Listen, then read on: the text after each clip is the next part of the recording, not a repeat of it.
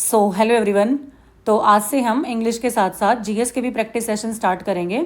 आपके बहुत सारे मैसेजेस आ रहे थे कि मैम आप कैसे हर पेपर में इतने सारे अटेम्प्ट्स करते हो, और मैं तो ऑलमोस्ट सारे ही अटेम्प्ट करती हूँ, बट यू वर मैसेजिंग कि जितने हमारे अटेम्प्ट होते हैं उतने तो आपके करेक्ट होते हैं, तो मैम ये कैसे पॉसिबल हो पा रहा है। तो उसी का आंसर देने का ट्राई करूँगी मैं इस वीडियो में। और मेरा जो मेन एम है ये जीएस के प्रैक्टिस सेशन के पीछे वो यही है कि आपके जो number of questions less attempt होते हैं उनको इंक्रीज़ करवाना है। ठीक है, देखो ऐसे बहुत कम क्वेश्चंस होते हैं जिनमें आपको उस क्वेश्चन का या ऑप्शंस का किसी का कुछ सर पैर कुछ नहीं पता होता है ना। ऐसे क्वेश्चंस बहुत ज़्यादा होते हैं कि जिनमें आपको कुछ ना कुछ तो पता है, लेकिन जो क्वेश्चन पूछ रहा है एग्जैक्टली वो नहीं पता, तो आप वहाँ पे कुछ भी रिस्क नहीं लेते। तो जीएस में मेरा जो सबसे पहला आपको आदेश है वो ये है कि आपको अगर क्वेश्चन में कुछ ना कुछ आता है, आपको पता है, आपने इसके बारे में कभी ना कभी कुछ पढ़ा हुआ है, तो अब आप भूल जाओ कि आप उसको अटेम्प्ट करोगे या नहीं, वो आपको करना ही है 100%। तो आपके पास कोई ऑप्शन नहीं है, you are bound to attempt that question. ठीक है, और अपनी सबकॉन्शियस मेमोरी पे थोड़ा सा कंसंट्रेट करो और याद करो कि इसके बारे में आपने क्या क्या पढ़ा हुआ है, और फिर उसको कॉमन सेंस से रिलेट करके देखो कि क्या ये जो बोल रहा है ऐसा हो सकता है या नहीं। कैसी वाइब आ रही है आपको, बहुत एक्सट्रीमिटी की वाइब आ रही है स्टेटमेंट को पढ़ के, या जर्नलाइज्ड स्टेटमेंट है, या क्या कुछ है। अपना माइंड तो लगाना पड़ेगा थोड़ा बहुत जीएस में। ठीक है, हो सकता है वो आप जो अटेम्प्ट करो अपना फुल दिमाग लगा के वो गलत हो जाए। ठीक है, उसमें कोई दोहराया नहीं है कि वो गलत नहीं हो सकता है। लेकिन अगर आप इस तरीके से प्रैक्टिस करोगे कि आपने जो पढ़े हुए चीज़ें हैं आप उनमें रिस्क लेना स्टार्ट करोगे और आपके अटेम्प्ट्स ज़्यादा होंगे, तो आपका स्कोर भी बूस्ट होगा, ये मेरी गारंटी है आपको। ठीक है, वो रिजल्ट आपका कभी भी नेगेटिव में नहीं जाएगा। आप चाहे तो अगले 10-15 दिनों के लिए जितने भी आप टेस्ट देते हो उनमें जीके के सारे क्वेश्चंस अटेम्प्ट करके देखो, और फिर आप देखना आपके पिछले एक महीने के जो जीएस का स्कोर था वो, और अभी एक महीने बाद जो इम्प्रूव हुआ है वो, उसमें कितना डिफरेंस है। आपको ज़रूर 4 से 5 क्वेश्चंस का डिफरेंस मिल जाएगा, लिखवा के ले लो आप मेरे से। ठीक है, अभी मैंने ये दो टेस्ट ऑलरेडी अटेम्प्ट कर दिए थे जिनमें 39 मार्क्स आए हुए हैं। तो अभी हम मॉड्यूल टेस्ट 3 स्टार्ट करते हैं। लेट्स सी कैसा जाता है। This is my first video on the GS questions. Okay, देखो, which of the following is not a change of the new income tax bill introduced in parliament during February 2025। देखो ये मैंने पढ़ा हुआ है कि इनकम टैक्स बिल 1961 था पहले, उसको अभी रिप्लेस किया है। अभी मैंने ये चेंजेस तो नहीं पढ़े हुए सीरियसली, सिर्फ इतना ही पढ़ा हुआ था कि इनकम टैक्स बिल जो है वो चेंज हुआ है फरवरी में, 1961 वाला। अभी देखते हैं क्या होगा। Reorganisation of sections logically to facilitate ease of reference, deletion of existing taxation principles without ensuring continuity and usability, elimination of intricate language to enhance readability, removal of redundant repetitive provisions for better navigation। देखो जो positive change हैं जो कुछ ना कुछ help करेंगे हमारी economy को, वो चेंजेस तो इंट्रोड्यूस होंगे ना। तो रिडंडेंट और रिपीटेटिव प्रोविजंस बेटर नेविगेशन के लिए रिमूव किया हो, ऐसा तो चेंज होना चाहिए, डी तो होना चाहिए। एलिमिनेशन ऑफ इंट्रिकेट लैंग्वेज को एलिमिनेट किया हो ताकि रेडिबिलिटी इंक्रीज हो, ये भी होना चाहिए। Reorganisation of sections logically to facilitate हो, कुछ ना कुछ ईज फैसिलिटेट कर रहे हैं।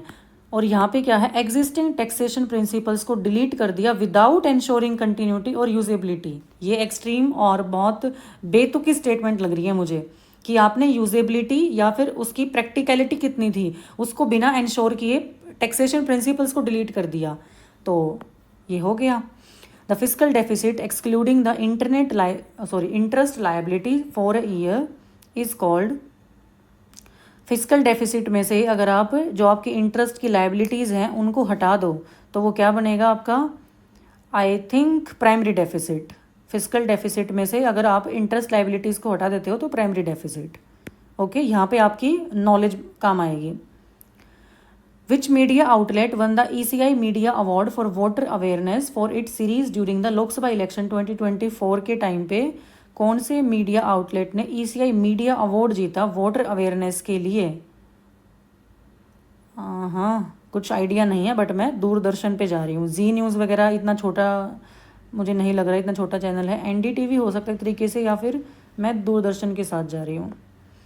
इन India which banks institutions have the highest share है in the disbursement of credit to agriculture और एलिड एक्टिविटीज़ को देने के लिए। एग्रीकल्चर सेक्टर में लोन प्रोवाइड करने के लिए कौन सा इंस्टीट्यूशन सबसे एक्टिवली काम करता है? Micro finance. देखो कमर्शियल बैंक्स तो नहीं होंगे, कोऑपरेटिव बैंक्स भी नहीं, या तो रीजनल रूरल बैंक्स या माइक्रो फाइनेंस इंस्टीट्यूशंस एलिड एक्टिविटीज़ और एग्रीकल्चर के लिए। I think regional rural banks, क्योंकि उनका रूरल लेवल पे ही क्रेडिट को फैसिलिटेट करने का काम होता है। कुछ और भी हो सकता है, but my instinct in saying that. Black plastic के रिगार्डिंग हमें करेक्ट देखना है, ये भी ध्यान से पढ़ना है, करेक्ट है या इनकरेक्ट है। It is a type of plastic use to make everyday items like food trays, containers, utensils. General statement है, करेक्ट ही होगी। It is often made from recycled electronic waste से बनता है ब्लैक प्लास्टिक। ऐसे कभी सुना नहीं हुआ, बट मुझे कुछ एक्सट्रीम नहीं लग रहा और सिंपल सिंपल सी चीज़ें हैं, तो मैं बोथ के साथ ही जाऊँगी। The very first painter who got perfection in European oil technique of painting में, European oil technique of painting में पहला पेंटर जिसको परफेक्शन मिला, रविंद्रनाथ टैगोर, अमृता शेरगिल, राजा रवि वर्मा, गणेंद्र नाथ टैगोर। ओके, अमृता शेरगिल का तो कभी नाम ही नहीं सुना हुआ। पेंटर रविंद्रनाथ टैगोर तो पेंटर तो नहीं थे। राजा रवि वर्मा मुझे लग रहे हैं कहीं ना कहीं। ठीक है, इन्हीं के साथ जाती हूँ मैं। Okay, RBC, WBC, platelet, plasma, ये बिल्कुल नॉलेज बेस्ड निकलेगा। ठीक है, आरबीसी क्या है? आरबीसी ट्रांसपोर्ट करता है ऑक्सीजन को, ए का 4 होना चाहिए, अभी डी का 3 अपने आप हो गया। प्लाज्मा कैरियर और डिजोल्व्ड सब्सटेंसेज, बी का देखना है, white blood cells fight infection या फिर हेल्प ब्लड टू क्लॉट। नहीं, क्लॉट में तो प्लेटलेट्स काम आती हैं, तो बी का हो गया 2, सी का हो गया फर्स्ट, डी का 3। In which year a law was passed to give legal protection to women against domestic violence का एक्ट 2005 के आसपास आया था, तो 2006 होना चाहिए। करेक्टली बैलेंस्ड इक्वेशन लिखनी है हमें, Fe + H2O is equal to Fe3O4 + H2O। Okay, इसमें तो हमें टोटल नंबर ऑफ मॉलिक्यूल्स को बराबर करना है। उधर Fe के 3 मॉलिक्यूल्स हैं, तो फर्स्ट तो नहीं होगा, 3Fe + H2O, H के 2 मॉलिक्यूल्स हैं उधर भी, इधर O का 1 है, इधर O के 4 है, ये गया 3Fe + 4H2O। हाइड्रोजन के 8 है, वहाँ पे हाइड्रोजन के 2 ही हैं, तो यही बच गया। Yes yes. When the process of formation of hydrogen by passing steam over red hot iron is presented in the form of a balanced chemical equation, then the number of water molecules on the left hand side of the equation, I don't know. Okay, मैं 2 के साथ चली जाती हूँ, एक बार mark को review करती हूँ, बाद में देखूँगी वैसे इसको।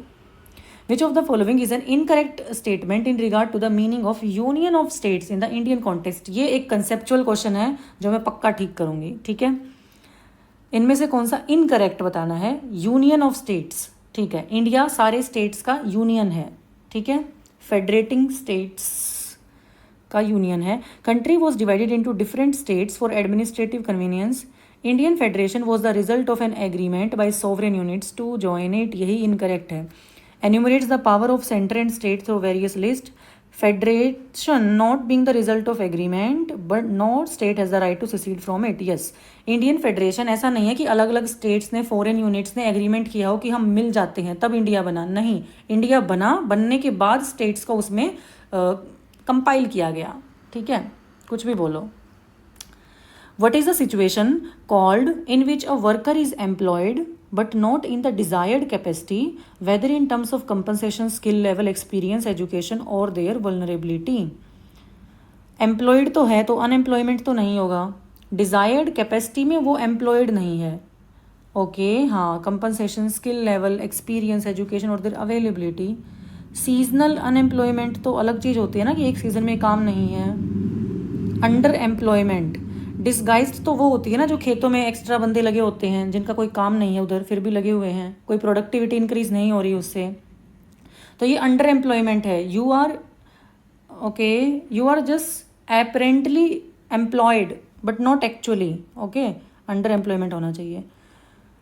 Carbon credit and trading scheme से related for Indian carbon market के लिए is designed to allow companies to trade carbon credits and the regulatory structure is overseen by National Steering Committee. बहुत जर्नलाइज स्टेटमेंट है, मुझे तो correct लग रही है.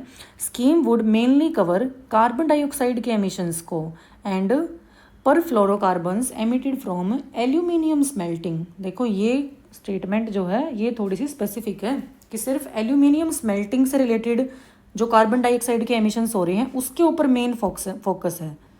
ऐसा नहीं हो सकता, ये ओवरऑल स्कीम होनी चाहिए. तो ओनली वन मुझे लग रहा है.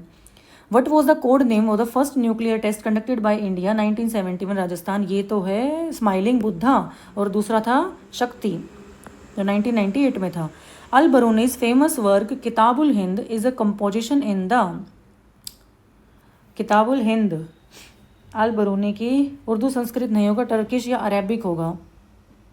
किताबुल हिंद नहीं उर्दू क्यों नहीं हो सकता, संस्कृत एलिमिनेट हो गया. बट अल बरूनी किसके कोर्ट में थे? किताबुल हिंद अरेबिक के साथ जा रही हूँ मैं. Dash is the an autobiography होना चाहिए. An autobiography of major Dhyan Chand. Major Dhyan Chand की तो हॉकी से रिलेटेड होगी तो गोल होनी चाहिए. Okay, related the rivers of India. Oh my god, मुझे स्पीड पकड़नी होगी. The Barak river the head stream of मेघना rises in the hills of Meghalaya.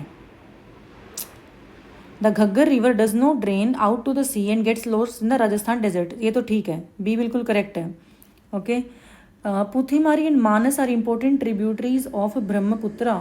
मानस तो ट्रिब्यूटरी है ब्रह्मपुत्रा की, बट पुथीमारी का नहीं पता तो ठीक ही मान लेते हैं. 1, 2 एंड 3 का ऑप्शन नहीं है तो सेकेंड एंड थर्ड पे जाते हैं. With reference to Indian history which one of the following statements is correct.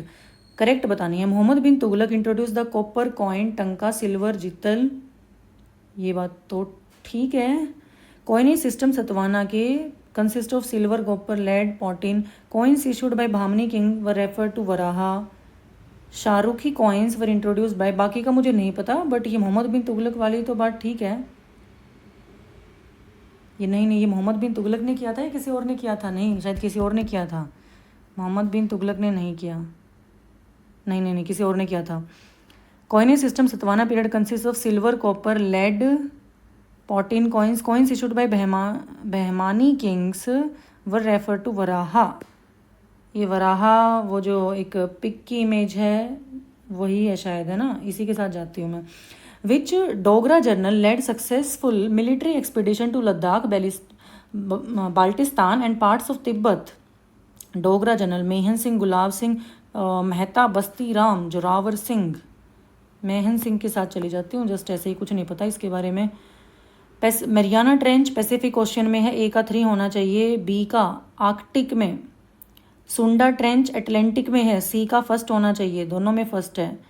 D का एटलांटिक में 4 मोली या फिर पोर्टो रिको ट्रेंच. हाँ पोर्टो रिको एटलांटिक में होना चाहिए. डी का सेकंड या फिर आर्कटिक मोलो डीप. पोर्टो रिको कौन सी कंट्री है भाई? ध्यान क्यों नहीं आ रहा मुझे. पोर्टो रिको आर्कटिक बहुत ऊपर है, अटलांटिक के साथ जाती हूँ मैं पोर्टो रिको में. ये तो मुझे गलत होने की फीलिंग नहीं आनी चाहिए पर आ रही है. Who was appointed as the new managing director of national housing bank का जुलाई 2024 में. इतना पुराना करंट अफेयर क्यों पूछ रहे हैं ये. New MD of national housing bank Rajiv Ranjan, Ashok Gulati, Sanjeev Shukla, Shaktikanta Das. Rajiv Ranjan के साथ जाती हूँ मैं. The term inning is related to which of the following sports. Inning है वैसे भी वहाँ पे. क्रिकेट में तो इनिंग्स होता है, इनिंग कोई वर्ड ही नहीं है. बास्केटबॉल, हॉकी, खो खो या वॉलीबॉल. ये क्वेश्चन का आंसर मुझे आना चाहिए, है ना? ये नॉलेज से बेस्ड है पर मुझे नहीं आ रहा. बास्केटबॉल में हटा देती हूँ, बास्केटबॉल में तो नहीं है. हॉकी में, खो खो का मुझे ज़्यादा आइडिया है नहीं क्या क्या टर्म्स इससे एसोसिएटेड हैं. इनिंग्स खो खो में या फिर वॉलीबॉल में. इनिंग वॉलीबॉल के साथ जाती हूँ मैं.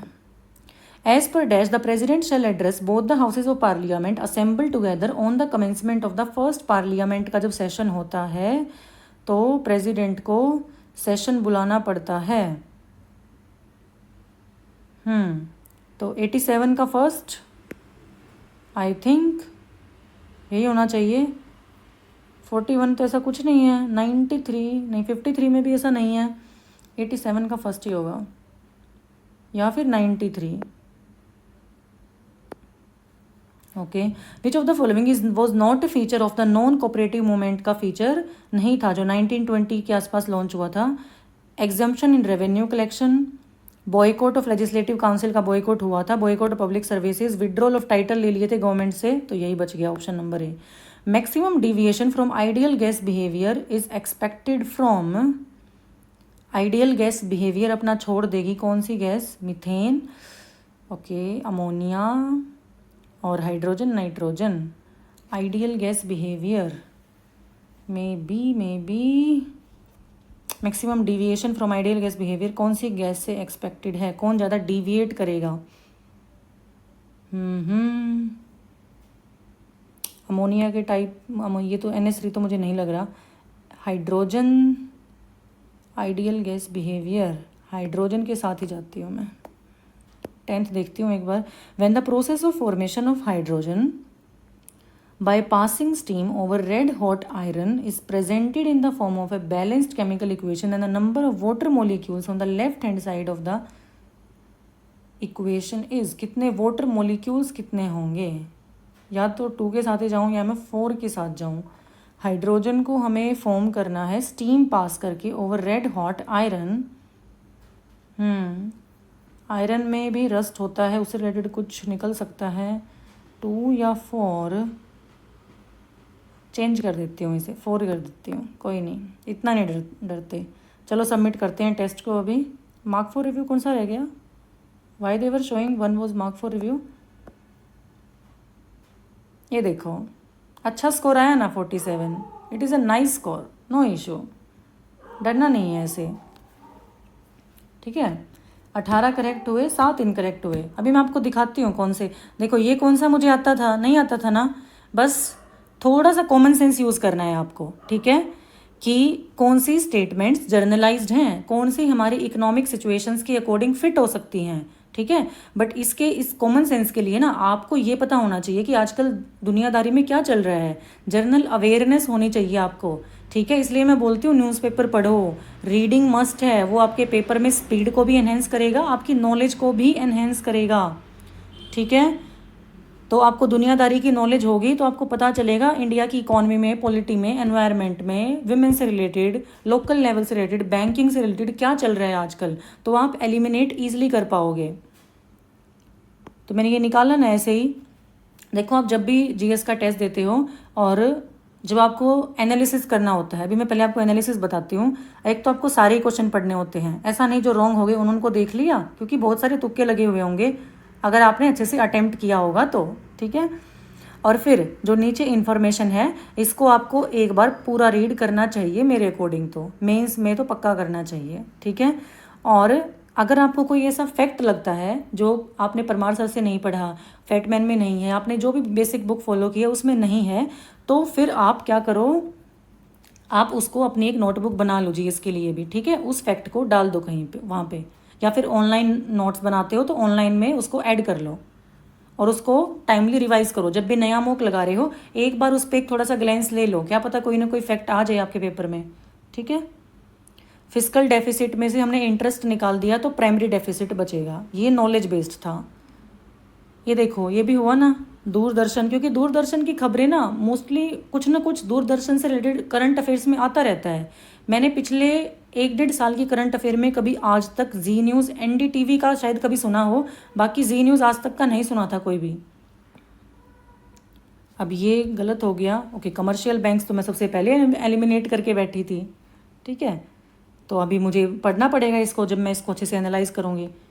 अभी तो मैं एक बार इसको आपके लिए थोड़ा रफली एनालाइज कर रही हूँ। देखो ये ब्लैक प्लास्टिक का था, ब्लैक प्लास्टिक से रिलेटेड हमें नहीं पता था ज़्यादा कुछ, लेकिन कुछ भी ऐसा नहीं लगा कि इन्होंने जानबूझ के हमारा गलत करवाने के लिए ये फैक्ट डाल दिया यहाँ पे, है ना। कोई डेट डाल दी, कोई ऐसे परसेंटेज डाल दिया, ब्लैक प्लास्टिक में ये केमिकल इतने % होता है, ऐसा कुछ नहीं था। जर्नलाइज बोला हुआ था कि ये एवरीडे आइटम्स, ट्रेज, कंटेनर्स, इनको बनाने के लिए यूज़ में लगता है, और जो इलेक्ट्रॉनिक वेस्ट्स हैं उनसे रिसाइकल करके हम ब्लैक प्लास्टिक को बना सकते हैं। तो वैसे भी प्लास्टिक ऐसे ही बनता है रिसाइकलिंग की प्रोसेस से, तो इसमें बताओ क्या गलत था। 44 बच्चों का करेक्ट है बस ये। फर्स्ट पेंटर, ये मुझे कहीं ना कहीं राजा रवि वर्मा की कभी कोई एनसीईआरटी में कोई पेंटिंग पढ़ी हुई याद आ रही थी, बस ये नहीं पता था मुझे कि उनको European oil technique of painting पता थी या नहीं। बस मुझे ये ज़रूर पता था कि राजा रवि वर्मा एक पेंटर थे। इतनी ही नॉलेज से बस मैंने इसको अटेम्प्ट किया। ये बिल्कुल नॉलेज बेस्ड था। अब ये थोड़ा बहुत आपको पता होना चाहिए डोमेस्टिक वायलेंस एक्ट कब आया, नॉलेज तो काम आएगी ही। ये तो आसानी था। हाँ ये देखो, ओ माय गॉड, ये मैंने 4 किया ये ठीक हो गया ना लास्ट में, ऐसा ही होता है। ठीक है, इनकरेक्ट। आई टोल्ड यू, ये क्वेश्चन तो मैं पक्का करेक्ट करूँगी। ये देखो, जहाँ पे भी कंसेप्चुअल क्वेश्चन आता है ना, तो जिन बच्चों ने स्टैंडर्ड बुक्स को फॉलो किया हुआ है, स्टैंडर्ड बुक्स मीन्स जैसे कि एनसीईआरटी की बुक्स हैं, ठीक है, या फिर कोई ऐसी बुक जो आपको कॉम्प्रिहेंसिव नॉलेज देती है, जैसे कि लूसेंट की बुक भी कॉम्प्रिहेंसिव नॉलेज देती है, we can't doubt on that. तो उन बच्चों का कभी भी कंसेप्चुअल क्वेश्चन गलत नहीं हो सकता, चाहे कितना भी डीप आ जाए। ठीक है, फैक्ट्स गलत हो सकते हैं 1%। अंडर एम्प्लॉयमेंट भी, ये देखो, ये 37% बच्चों का करेक्ट है, जबकि इस क्वेश्चन में ऐसा कुछ भी नहीं था। बस हमें एक एक ऑप्शन को एलिमिनेट करते जाना था कि डिसगाइज्ड अनएम्प्लॉयमेंट का मीनिंग जो होता है वो इस डेफिनेशन को फॉलो नहीं कर रहा है। ठीक है, सीजनल अनएम्प्लॉयमेंट भी नहीं है, और अनएम्प्लॉयमेंट तो ये है ही नहीं। वो खुद ही बोल रहे हैं वर्कर इज़ एम्प्लॉयड, तो ए ऑप्शन तो वैसे ही गया, तो वो अंडर एम्प्लॉयमेंट है। अब ये मुझे नहीं पता था और तुक्का मेरा गलत हो गया। ये देखो, ये भी मैंने ज़्यादा ही सोच लिया कि एल्यूमिनियम स्मेल्टिंग से रिलेटेड मुझे फैक्ट लगा ये कि थोड़ा डीप पूछ रहे हैं, तो कोई नहीं, अब कुछ तो गलत भी होंगे ना, उसमें बिल्कुल भी घबराना नहीं है। अल बरूनी की किताबुल हिंद जो है वो अरेबिक में है। ठीक है, okay. Major Dhyan Chand goal, yes. Straight from the heart Kapil Dev की, race of my life Milkha Singh की, and the greatest my own story Muhammad Ali की। ये मैंने पिछले कुछ मॉक्स में पढ़ी थी, मोहम्मद अली, ये मेरी रिवाइज हो गई। Greatest my own story, yes yes yes, ये हमारा निकला ना। बैरक रिवर का मैं सच में भूल गई थी कि वो मेघालय से निकलती है या नहीं, लेकिन मुझे ये तो पता था कि मानस जो है वो ब्रह्मपुत्रा की ट्रिब्यूटरी तो है, और पुथीमारी का आज पता चल गया। ठीक है, अब इसको अपने नोट्स में ऐड कर लेंगे। ऐसे ही आपकी नॉलेज पाइलअप होती है धीरे धीरे, ठीक है, एक्यूमुलेट होती जाती है। चाहे आप एक मॉक से थोड़ा सा पढ़ो, बट उसको अच्छे से पढ़ो, बार बार देखो उसको, बस उसको 4-5 बार ही देख लिया ना आपने, फिट हो जाएगी सबकॉन्शियस में कहीं ना कहीं। ये गलत हो गया। कॉइनेज सिस्टम सतवाहना का जो था उसमें कॉइन्स में सिल्वर, कॉपर, लेड और पॉटिन, इन सब मटेरियल से कॉइन बनाए जाते थे। ठीक है, अब नहीं पता था तो नहीं पता था, कुछ नहीं हो सकता। डोगरा जर्नल कौन आएंगे, जोरावर सिंह। ठीक है, देखो ये ऐसी चीज़ें हैं ना जिनका रिपीट होने का चांस बिल्कुल नहीं है। ठीक है, तो इन सबको लिखने की कोई ज़रूरत नहीं है। जहाँ पे आपको लगता है कि साइंस का कोई फैक्ट है ना, तो वो आप लिखो। हिस्ट्री की भी चीज़ें लिख सकते हो, बट कई क्वेश्चंस में आपको खुद से फील आएगी कि ना ये क्वेश्चन नहीं, उस लेवल का नहीं है कि एग्जामिनर इसको पूछेगा। अब देखो, ये स्पेसिफिक फिक्स क्वेश्चन है, ट्रेंच से रिलेटेड है। हो सकता है मैरियाना ट्रेंच का सबको ही पता हो, सुंडा ट्रेंच का भी बहुतों को पता होगा, पोर्टो रिको का भी किसी ने किसी को पता हो सकता है, बट ये मोलो डीप मुझे नहीं लगता किसी को पता होगा। तो इसको नोट करो ना अपने नोट्स में। ठीक है, एमडी कौन थे नेशनल हाउसिंग बैंक के, संजय शुक्ला। ओके, इनिंग गलत हो गया, खो खो से रिलेटेड है। ठीक है, 87 का 1, ये भी मुझे अच्छे से याद नहीं था, बट ये तो पता है कि 41, 53 तो नहीं है ये, और 93 बहुत आगे हो गया, वहाँ पे प्रेसिडेंट से रिलेटेड कुछ नहीं है। ठीक है, 87 ही बच गया। फिर नॉन कॉपरेशन का फीचर कौन सा नहीं था, वो हो गया। मैक्सिमम डेविएशन कौन सी गैस दिखाएगी, NH3। अब साइंस अमोनिया दिखाएगा। ठीक है, ईजिली लिक्विफिएबल है because of strong intermolecular attraction force between them. ठीक है, ये बहुत रफ एनालिसिस है, डोंट थिंक कि मैं ऐसे एनालाइज करती हूँ पेपर को, नो नो नो। मैं खुद से जब अभी ये वीडियो बंद होने के बाद एनालाइज करूँगी तो मैं सारी जो ये एक्सप्लेनेशन दी हुई है ना इसको अच्छे से रीड करूँगी, और मैं ऑनलाइन नोट्स मेंटेन करती हूँ, और जो फैक्ट्स मुझे लगा कि ये नोट करने लायक है तो उसको मैं नोट करूँगी वहाँ पे। ओके, ये बहुत रफ एनालिसिस मैंने आपको बताई है ताकि मैं एक एक क्वेश्चन का बता सकूं कि इसमें हमने कैसे सोचा था और वो देखो ठीक हुआ। तो मेरी ये मान लो हाथ जोड़ के रिक्वेस्ट है आप सबसे कि ज़्यादा से ज़्यादा अटेम्प्ट किया करो आप, okay. And you also share your marks in the comment section below, and for more updates you can join my Telegram channel, and I have pinned that Telegram channel link in the comment section below. Thank you so much.